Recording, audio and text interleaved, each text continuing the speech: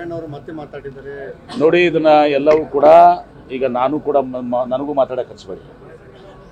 ಒಂದೇ ಒಂದು ಮಾತು ಹೇಳ್ತೀನಿ, ನಮ್ಮ ಕಾಂಗ್ರೆಸ್ ಪಕ್ಷದಲ್ಲಿ ಹೈಕಮಾಂಡ್ ಇದೆ. ಹೈಕಮಾಂಡ್ ಇವತ್ತು ಸಹ ಎಲ್ಲವನ್ನ ಗಮನಿಸ್ತಾ ಇದೆ. ಇವತ್ತು ಎಲ್ಲ ವಿಚಾರಗಳಲ್ಲಿ ಕೂಡ high command is supreme. Mallikarjun Kharge ಅವರು, ಸೋನಿಯಾ ಗಾಂಧಿ ಅವರು, ರಾಹುಲ್ ಗಾಂಧಿ ಅವರು, CWC ಮೆಂಬರ್ಸ್, ಏನೇ ವಿಚಾರ ಬರಲಿ, ಯಾವುದೇ ವಿಚಾರ ಬರಲಿ, ಹೈಕಮಾಂಡ್ ಇಸ್ ಸುಪ್ರೀಂ. ಒಂದನೇದ್ದು. ಆಮೇಲೆ ಈಗ ಉಳಿದಿದ್ದೆಲ್ಲವೂ ಕೂಡ ಅಪ್ರಸ್ತುತದ. ಮುಖ್ಯಮಂತ್ರಿ ಕುರ್ಚಿ ಖಾಲಿನೂ ಇಲ್ಲ. ಇದಕ್ಕಿಂತ ಜಾಸ್ತಿ ನನ್ನ ಕಡೆ ಮಾತಾಡೋಕೆ ಆಗೋದಲ್ಲ. ಏನು ನಾನು ಹೈಕಮಾಂಡ್ AICC ಅಧ್ಯಕ್ಷರು.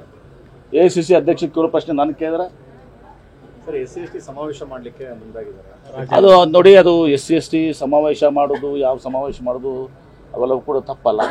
ಆದರೆ ರಾಜಕೀಯ ಗೊಂದಲ ಸೃಷ್ಟಿ ಆಗಬಾರ್ದು. ಆ ನಿಟ್ಟಿನಲ್ಲಿ ಇಟ್ಕೊಂಡು ಹೈಕಮಾಂಡ್ ಇವತ್ತು ನಿರ್ಣಯ ಪರವಾನಗಿ ಕೊಟ್ಟರೆ ಮಾಡಲಿಕ್ಕೆ ತೊಂದರೆ ಇಲ್ಲ. ಯಾವುದಕ್ಕೂ ಕೂಡ ನಾವು ಹೈಕಮಾಂಡ್ ಗಮನಕ್ಕೆ ತಂದು ಮಾಡಬೇಕು. ನಾವು ಲಿಂಗಾಯತ್ ಸಮಾವೇಶ ಮಾಡಿದ್ರು ಕೂಡ ಹೈಕಮಾಂಡ್ ಗಮನಕ್ಕೆ ತಂದು ಮಾಡಬೇಕು. ತಪ್ಪು ಸಂದೇಶ ಹೋಗ್ಬಾರ್ದು ಅಷ್ಟೇ. ನಾನು ಹೇಳಿದೆಪ್ಪ, ಈಗ ಮಾಡೋದು ಕಳೆದ್ರೆ ನೀವು ನನಗೆ ಕೇಳ್ತಿರಲ್ಲ ಪ್ರಶ್ನೆ.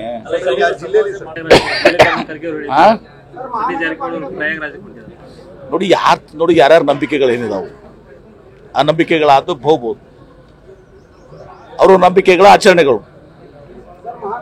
DK ಶಿವಕುಮಾರ್ ಅವರು ಹೋಗಿದ್ರು, ಫ್ಯಾಮಿಲಿ ಹೋಗಿದ್ರು, ತಪ್ಪೇನಿದೆ ಅವ್ರವ್ರ ನಂಬಿಕೆಗಳ ಮೇಲೆ ವಿರೋಧ ವ್ಯಕ್ತಪಡಿಸಿದ್ರು. ನೋಡಿ, ಈ ಕೆಲವರ ನಂಬಿಕೆಗಳೇ ಬೇರೆ ಬೇರೆ ಇದಾವೆ. ನಿಮ್ಮ ನಂಬಿಕೆ ನನಗಿಲ್ಲ, ನನ್ನ ನಂಬಿಕೆ ನಿಮಗಿರ್ಲಿಕ್ಕಿಲ್ಲ. ನನ್ನ ನಂಬಿಕೆ ಪ್ರಕಾರ ನಾನು ನಡ್ಕೋತೀನಿ, DK ಶಿವಕುಮಾರ್ ನಂಬಿಕೆ ಪ್ರಕಾರ ಅವ್ರು ನಡ್ಕೋತಾರೆ, ಸತೀಶ್ ಜಾರಕಿಹೊಳಿ ನಂಬಿಕೆ ಪ್ರಕಾರ ಅವ್ರು ನಡ್ಕೋತಾರೆ. ಹಕ್ಕಿಲ್ವಾ ಇವತ್ತು ಸಹ? ಪ್ರತಿಯೊಬ್ಬರಿಗೂ ಹಕ್ಕಿದೆ. ಸಂವಿಧಾನ ಏನು ಹೇಳಿದೆ, ಪ್ರಜಾಪ್ರಭುತ್ವ ಏನು ಹೇಳ್ತಾರೆ, ಪ್ರತಿಯೊಬ್ಬರಿಗೂ ಕೂಡ ತನ್ನ ಇದನ್ನ ಆಚರಣೆ ಮಾಡಲಿಕ್ಕೆ ಹಕ್ಕಿದೆ. ಧಾರ್ಮಿಕ ಹಕ್ಕಿದೆ ಇವತ್ತು ದಿವಸ. ನ್ಯೂಸ್ ಫಸ್ಟ್ ನಿರ್ಭೀತಿಯಿಂದ ನಿಮ್ಮ ಪರವಾಗಿ.